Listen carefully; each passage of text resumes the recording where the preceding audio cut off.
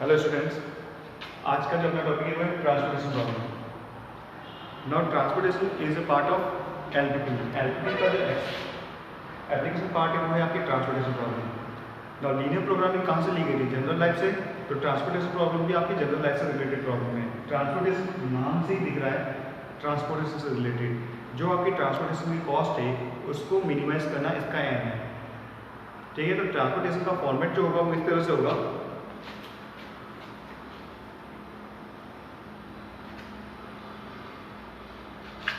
यहाँ पे ऑरिजिन्स दिए हुए हैं। सपोज O1, O2, O3 से डिनोट कर दिया अपन ने। यहाँ पे डेस्टिनेशन दे रखे हैं D1, D2, D3 and D4। ये 4 डेस्टिनेशन दे रखे हैं और 3 ऑरिजिन दे रखे हैं। ऑरिजिन्स की सप्लाई कितनी है वो आपको लेफ्ट हैंड साइड में गिवन होगी, राइट हैंड साइड में गिवन होगी। यहाँ आपकी सप्लाई गिवन होगी। सप्लाई आपको ले लो, suppose A1, A2 and A3 are the supply. Destination की डिमांड ये आपके पास गिवन होगी D1, D2, D3 and D4 are the demand of destination. ठीक है, तो सप्लाई डिमांड गिवन होगी और साथ में जो गिवन होगा वो होगा ट्रांसपोर्टेशन कॉस्ट पर यूनिट। एक यूनिट को O1 से D1 तक ट्रांसपोर्ट करने की जो कॉस्ट है, O1 से D1 तक ट्रांसफर करने की जो कॉस्ट होगी वो है आपकी C11। क्या है वो? C11। ये पर यूनिट ट्रांसपोर्टेशन कॉस्ट है। ऐसे ही O1 से D2 तक ट्रांसफर करने की कॉस्ट C12, ये C13 हो जाएगा, ये C14। सेम तरीके से ये आपको हो जाएगा C21, C22, C23, C24, C31, C32, C33 and C34। तो ये तो हो जाएगी आपकी ट्रांसपोर्टेशन की cost per unit. Transportation cost यानी एक यूनिट को O1 से D1 तक जाने में जो ट्रांसपोर्टेशन कॉस्ट आएगी वो है C11। O3 से D4 तक ट्रांसपोर्ट करने की पर यूनिट कॉस्ट है C34। ठीक है, ये तो आपका हो गया ट्रांसपोर्टेशन कॉस्ट हो जाएगी। ये O1, O2 और O3 की सप्लाई अवेलेबल होगी और ये डिमांड डेस्टिनेशन की जो डिमांड है D1, D2, D3, D4, ये होगा आपका ट्रांसपोर्टेशन प्रॉब्लम का फॉर्मेट। ठीक है ना। यहाँ फर्स्ट को दी बैलेंस प्रॉब्लम। आपको सबसे फर्स्ट चेक करना प्रॉब्लम बैलेंस है या नहीं। ना बैलेंस के लिए कंडीशन क्या है? टोटल सप्लाई जो है वो आपकी इक्वल होनी चाहिए, वो आपकी इक्वल होनी चाहिए टोटल डिमांड में। किसकी इक्वल होनी चाहिए? Total demand. जो टोटल सप्लाई है वो आपकी इक्वल होनी चाहिए टोटल डिमांड। तो फर्स्ट आपको ये चेक करना है सप्लाई और डिमांड इक्वल है या नहीं, यानी summation of AI is equal to summation of BG। Clear? Second, जब आप अलॉटमेंट करोगे ट्रांसपोर्टेशन पे, ट्रांसपोर्टेशन किस पे वर्क करेगा? मिनिमम कॉस्ट पे वर्क करेगा। आपको मिनिमम कॉस्ट को अलॉटमेंट देनी है। जब अलॉटमेंट हो जाएगी तो आपको चेक करना है सॉल्यूशन बेसिक फिजिबल है या नहीं। ना बेसिक फिजिबल के लिए कंडीशन क्या हो जाएगी? टोटल नंबर ऑफ अलॉटमेंट जो है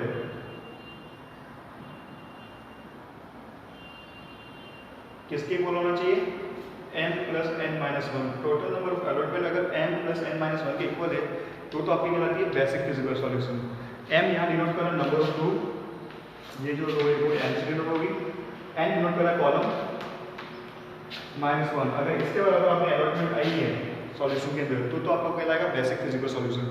but if total number of allotment are not equal to total number of allotment are not equal to m + n-1, अगर m + n-1 इक्वल नहीं है then it is called degenerate basic feasible solution। क्या कहना है आपको? degenerate feasible solution या basic feasible solution। तो वहां आपको degeneracy को रिजोल्व करनी पड़ेगी। ठीक है, वो डिफरेंट प्रोसेस है degeneracy को रिजोल्व करने की। तो फर्स्ट आपको क्या चेक करना है? टोटल सप्लाई डिमांड इक्वल है या नहीं। अगर इक्वल है तो वो कहलाती है बैलेंस। अगर इक्वल नहीं है, सप्लाई कम है डिमांड ज़्यादा है, तो आपको एक डमी यूज़ करना पड़ेगा, वो कहलाएगा डमी कॉलम। डिमांड कम है सप्लाई ज़्यादा है तो डमी रो यूज़ करनी पड़ेगी। और डमी रो और डमी कॉलम का वर्क ओनली बैलेंस करना है प्रॉब्लम को। आपकी प्रॉब्लम बैलेंस करने के लिए ही डमी रो और डमी कॉलम अपन यूज़ कर रहे हैं। और इसलिए उसकी ट्रांसपोर्टेशन कॉस्ट पे कोई इफेक्ट नहीं डालें डमी रो और डमी कॉलम की ट्रांसपोर्टेशन कॉस्ट। इसलिए अपन उसकी कॉस्ट क्या एज्यूम करेंगे? 0। डमी रो और डमी कॉलम में जो ट्रांसपोर्टेशन कॉस्ट होगी वो क्या अपन एज्यूम करेंगे? 0। तो जब अगर बैलेंस नहीं है तो बैलेंस करने के लिए अपन को डमी रो या डमी कॉलम अपन को यूज़ करने पड़ेंगे जो भी कम है। अगर डिमांड कम है तो डमी कॉलम यूज़ होगा, सप्लाई कम है तो डमी रो यूज़ होगी। ठीक, तो ये तो अपना बेसिक डेफिनेशन तो ये थी ट्रांसपोर्टेशन का फॉर्मेट। बैलेंस प्रॉब्लम क्या होती है, बेसिक फिजिबल सॉल्यूशन की कंडीशन, और अगर ये कंडीशन सेटिस्फाई नहीं होती तो सॉल्यूशन क्या कहलाता है आपका, degenerate basic feasible solution. Now इसमें अपना स्टार्टिंग आता है इनिशियल बेसिक फिजिबल सॉल्यूशन। क्या आएगा आपका, इनिशियल बेसिक फिजिबल सॉल्यूशन। तो फर्स्ट अपन जो फाइंड आउट करेंगे वो होगा इनिशियल बेसिक फिजिबल सॉल्यूशन। उसको फाइंड आउट करने के लिए अपने पास 3 मेथड्स हैं। फर्स्ट मेथड है आपका north west corner method, second one lowest cost entry method, and third one Vogel's method, Vogel's approximation method, उसको वैन मेथड भी बोल सकते हो, एंड यूनिट और यूनिट कॉस्ट पेनल्टी मेथड भी आपका हो सकता है। वो तीनों ही नाम उसके वॉगल्स मेथड के ही हैं। तो अभी अपन न्यूमेरिकल करते हैं for finding basic feasible solution या finding initial basic feasible solution. Question को first,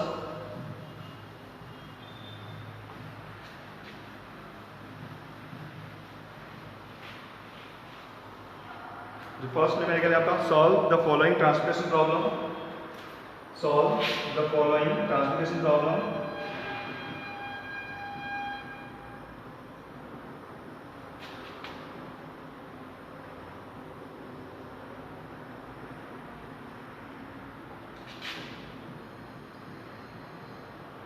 for finding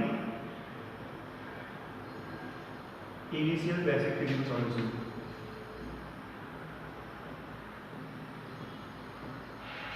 now given अपने पास check 3 F1 F2 F3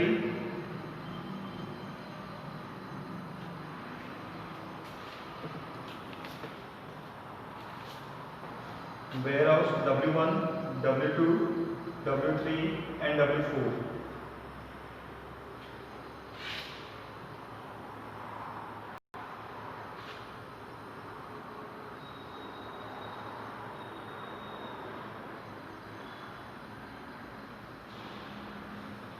cost रहेगी 13, 11, 15, 14, 17, 14, 12 and 13, 18, 18, 15 and 12। डिमांड है आपकी 30, 30, 40 and 50। सप्लाई केवल है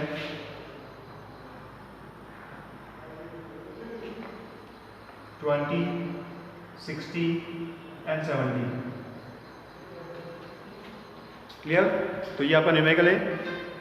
आपको initial basic physical solution find out करना है ना। Initial basic physical solution find out करने का फर्स्ट मेथड जो है वो है आपका नॉर्थ वेस्ट कॉर्नर मेथड। क्या नाम है उस मेथड का?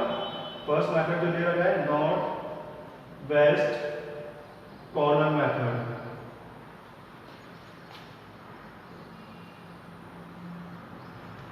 नॉर्थ वेस्ट कॉर्नर मेथड यानी आपको जो भी अलॉटमेंट देनी है वो कहाँ देनी है? नॉर्थ वेस्ट सेल को देनी है। कहाँ देनी है आपको? नॉर्थ वेस्ट सेल को।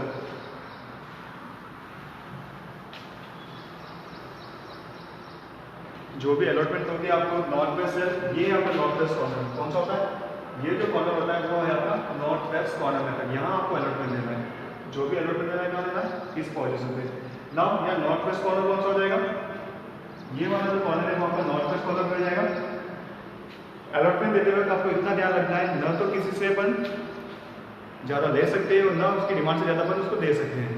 ठीक है, ना तो आप सप्लाई से ज़्यादा ले सकते हो और न ही डिमांड से ज़्यादा दे सकते हो। प्रॉब्लम सॉल्व करने से पहले आपको चेक करना है प्रॉब्लम बैलेंस है या नहीं। डिमांड और सप्लाई का सम चेक करो क्या हो रहा है। आपकी सप्लाई आ रही है 20, 60, 80, 80 + 70 150। डिमांड आपका आ रहा है 60, 40, 100 एंड 150। तो प्रॉब्लम आपकी बैलेंस है supply equals to demand, total supply equals to demand. तो आपकी गिवन प्रॉब्लम क्या है? Balance transportation problem. Now method कौन सा यूज करें? North west corner method. और किसी भी स्क्वायर के अंदर ये जो कॉर्नर होता है वो आपका नॉर्थ वेस्ट कॉर्नर, यानी जो भी इस कॉर्नर पे होगा आपको उसको अलॉटमेंट देनी है। अलॉटमेंट देते वक्त क्या याद रखना है? न तो सप्लाई से ज़्यादा किसी से ले सकते हैं और नहीं अपन डिमांड से ज़्यादा उसको कुछ दे सकते हैं ना। यहाँ फर्स्ट नॉर्थ वेस्ट कॉर्नर आपका ये है डिमांड कितनी 30, सप्लाई अवेलेबल है 20 चाहिए उसको, 20 अवेलेबिलिटी है और 30 चाहिए। F1 के पास 20 अवेलेबल है और उसको सप्लाई कितनी चाहिए, डिमांड कितनी चाहिए 30, तो कितना दे सकता है F1 उसे, जितना अवेलेबल होगा उतना ही देगा ना। तो F1 उसको 20 दे देगा, तो 20 देते ही F1 की सप्लाई क्या होगी 0 और W1 की डिमांड कितनी होगी 10।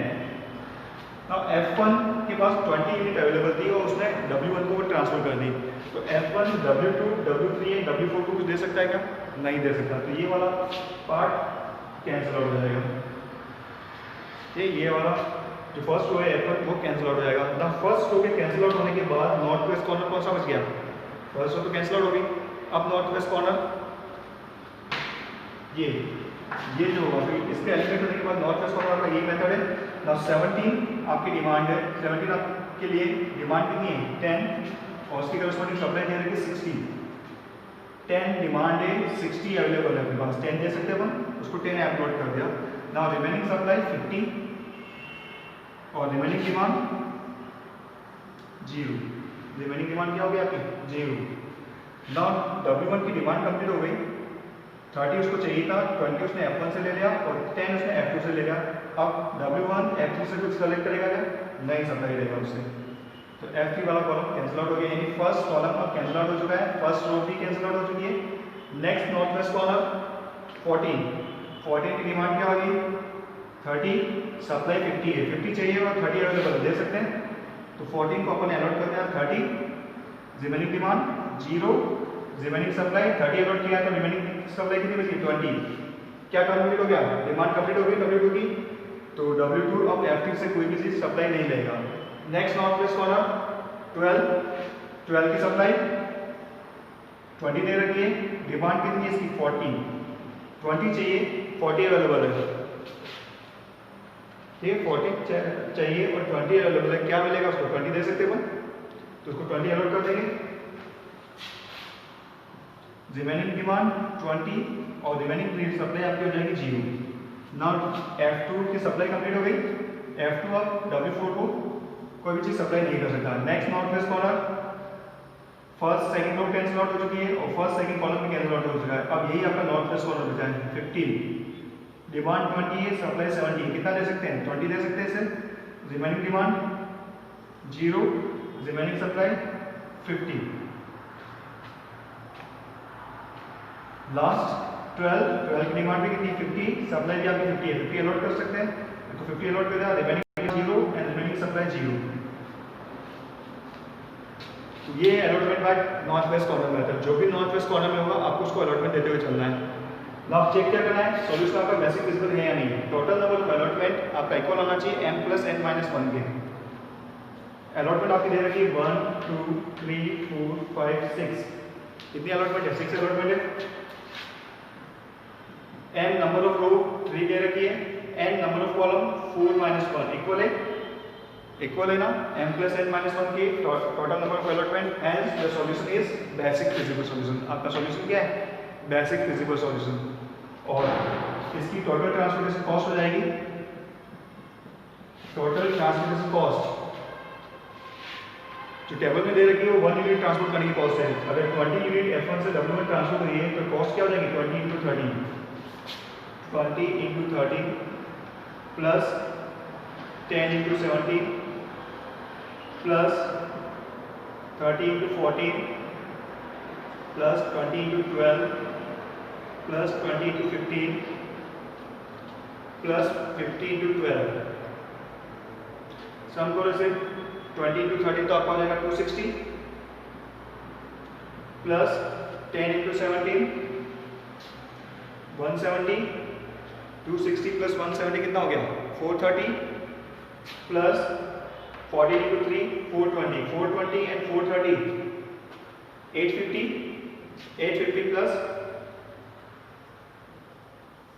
12 × 20 240, 850 प्लस 240 आपका हो जाएगा 1090 प्लस 50 × 20 300, 1090 प्लस 300 1390 प्लस 1600 12 इंटू 5 कितना हो जाएगा 600। तो ऐड कर दो 260 प्लस 170 आपका हो गया 430, 430 प्लस 420 850, 850 प्लस 240 1090, 1090 प्लस 300 1390 प्लस 600 1990। ये आपकी ट्रांसपोर्टेशन कॉस्ट आ रही है by using north west corner method. कौन सा मेथड यूज किया है? North west corner. जो वैल्यू आपकी नॉर्थ वेस्ट कॉर्नर पे होगी उसे एलोकेट करते हुए चलना है, ठीक है। तो नॉर्थ वेस्ट कॉर्नर मेथड से ट्रांसपोर्टेशन कॉस्ट कितनी है?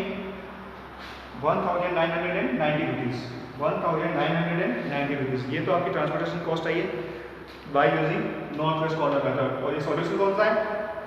Initial basic physical solution. Basic optimal नहीं है, इससे बेटर सॉल्यूशन पॉसिबल हो सकता है। उसके लिए आपको ऑप्टिमिलिटी टेस्ट करना पड़ेगा कि ये सॉल्यूशन ऑप्टिमल है या नहीं। उसके लिए आपको करना पड़ेगा ऑप्टिमिलिटी टेस्ट। अभी जो निकला है वो है आपका initial basic physical solution. Clear? Now next जो सेकंड मेथड आपका आता है नॉर्थ वेस्ट के बाद, इसी न्यूमेरिकल को रिपीट कर रहे हैं अपन। नॉर्थ वेस्ट के बाद जो सेकंड मेथड आपका आता है वो है lowest cost penalty method, lowest cost entry method. उसे बोलते हैं लोएस्ट कॉस्ट एंट्री मेथड। फिर सेम न्यूमेरिकल सेलेक्ट कर रहे हैं। Solve the following transportation problem for finding initial physical solution. इससे चेक भी हो जाएगा कौन दोनों में से कौन सा मेथड बेस्ट है, नॉर्थ वेस्ट बेस्ट है या lowest cost entry method best है। तो मेथड नंबर सेकंड आपका है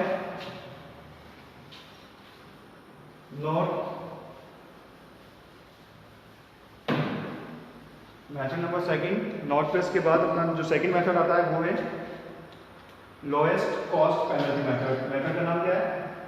लोएस्ट कॉस्ट एंट्री मेथड।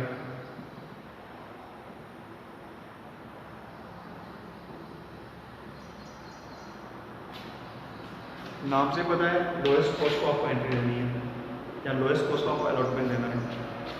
पूरे टेबल में लोएस्ट कॉस्ट कौन सी है? पूरे टेबल से लोएस्ट कॉस्ट लेनी है। सबसे लोएस्ट कॉस्ट कौन सी? 11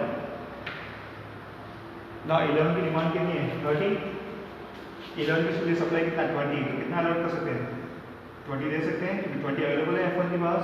रिमेनिंग सप्लाई 0, ठीक है। F1 के पास 20 था और 20 से W2 को ट्रांसफर कर दिया। Remaining demand 10। कौन सा कैंसिल आउट हो गया?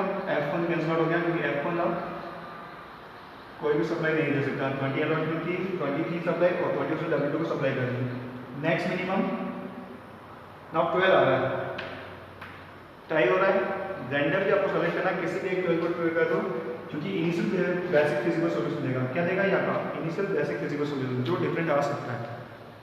ऑप्टिमल सॉल्यूशन सभी का सेम होगा और इनिशियल बेसिक फिजिकल सॉल्यूशन आपका डिफरेंट आ सकता है। अगर इस 12 को सॉल्व दोगे तो हो सकता है बेसिक फिजिकल सॉल्यूशन डिफरेंट हो, और इस 12 को अलॉट करोगे तो हो सकता है उसका सॉल्यूशन डिफरेंट हो। तो इन दोनों में से अभी मैं रैंडमली इसे सेलेक्ट कर रहा हूँ। इस 12 के लिए डिमांड कितनी दे रखी है? 40, सप्लाई दे रखी है 60।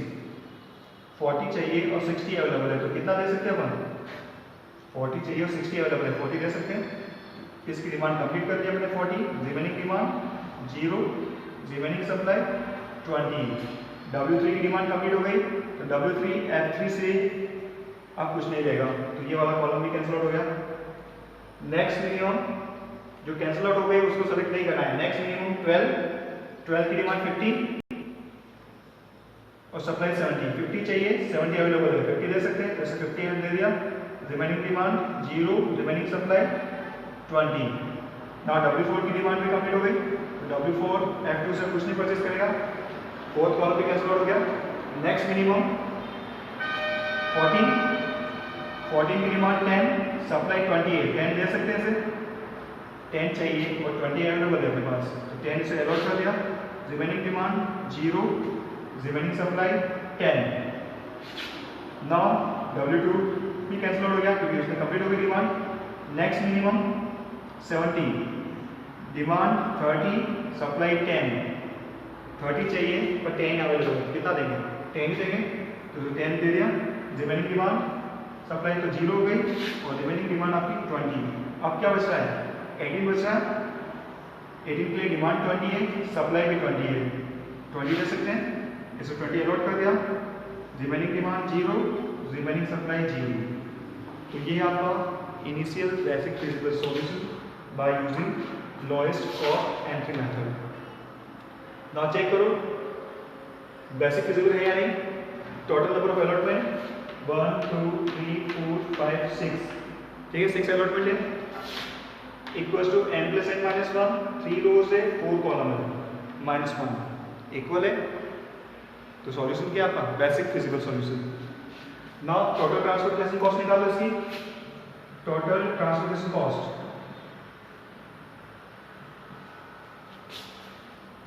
ना F1 से W2 को 20 यूनिट ट्रांसफर किए तो टोटल ट्रांसपोर्टेशन कॉस्ट यहां से आ गई 11 × 20 220 प्लस F2 ने W1 को 10 यूनिट ट्रांसफर किए 70 पर यूनिट कॉस्ट है, तो यहां से कॉस्ट आ गई 70 × 10 170 plus 40 × 10 140 plus 40 × 12 480 plus 18 × 20 360 plus 12 × 50 600। Now check करो, ऐड करो दोनों को, सभी कॉस्ट को। 220 और 170 आपका कितना हो जाएगा?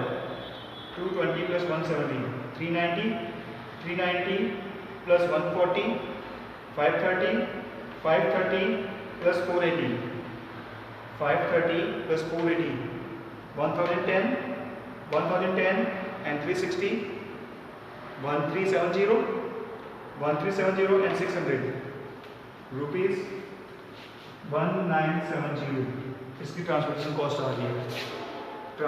और नॉर्थ वेस्ट सर्किट कौन सी है, कितनी आएगी? 1990।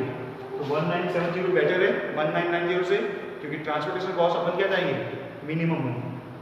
तो बेटर सॉल्व मेथड कौन सा है? Lowest cost. जब तक आपको नहीं बोला जाए नॉर्थ वेस्ट मेथड आप अप्लाई करो, तब तक आपको लोएस्ट कॉस्ट एंट्री मेथड ही यूज करना है, क्योंकि बेस्ट सॉल्यूशन जो होगा वो लोएस्ट कॉस्ट एंट्री मेथड से होगा, क्योंकि अपना एम जो है वो क्या है? ट्रांसपोर्टेशन कॉस्ट को मिनिमम करना। क्लियर? और नॉर्थ वेस्ट कॉर्नर पे जरूरी नहीं है हर बार मिनिमम कॉस्ट ही आए। अगर नॉर्थ वेस्ट कॉर्नर पे आपकी कॉस्ट ज़्यादा है तो ट्रांसपोर्टेशन की कॉस्ट भी बढ़ जाएगी। ठीक है, तो आज की क्लास के लिए यही, ये अपने दो मेथड थे। एक मेथड अपना north west corner and second one lowest cost entry method. Thank you.